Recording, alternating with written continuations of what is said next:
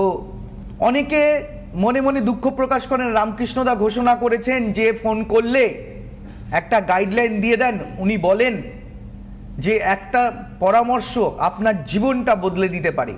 সেই পরামর্শের জন্য আমি হোয়াটসঅ্যাপে হাতের ছবি, টাইম এবং বার্থ প্লেস, ফটো আমি পাঠিয়ে দিয়েছি। রামকৃষ্ণদা এখনো পর্যন্ত আমাকে ফোন করেননি। একটু মনে করে দেবেন কত তারিখে পাঠিয়েছিলেন। যদি দেখা হয়ে যায় নিশ্চয়ই বলবো। এবং সামনাসামনিও তো অনেকে আসেন, যেমন আমি এই লাইভ ফোনিং অনুষ্ঠানের পরে দমদম চেম্বারে চলে যাব, ওখানেও প্রচুর মানুষ ওয়েট করছেন আমার জন্য। তো যে বিষয়টা নিয়ে আমি আজকে আলোচনা করছি, আমাদের জ্যোতিষশাস্ত্রেও কিন্তু বর্ণ বিভক্ত আছে। ব্রাহ্মণ, ক্ষত্রিয়, বৈশ্য, শূদ্র, এই বর্ণ বিভক্ত আছে।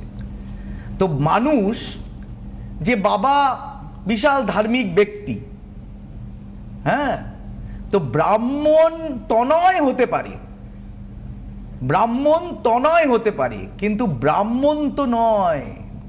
এই কথাটি আমাকে যে ভদ্রলোক বলেছিলেন, তিনি খুব প্রণম্য ব্যক্তি, কালীঘাট মন্দিরের উনি প্রধান পুরোহিত ছিলেন। তার ছেলে তাকে প্রশ্ন করায়, তিনি এখনও আমার সঙ্গে সম্পর্ক আছেন। এই লাইভ ফোনিং অনুষ্ঠানে বহুবার আমাকে ফোন করেছেন, দাদা। তো তো ব্রাহ্মণ তনয় আর ব্রাহ্মণ দুটো কিন্তু সম্পূর্ণ আলাদা। জন্ম আপনার দ্বারা নিয়ন্ত্রিত নয়, আপনার পূর্বজন্মের প্রারব্ধের ফল। আপনি ভাবছেন যে আমি ঈশ্বরকে ডাকছি, আমার এত কষ্ট কেন? এই আত্মার বিনাশ নেই।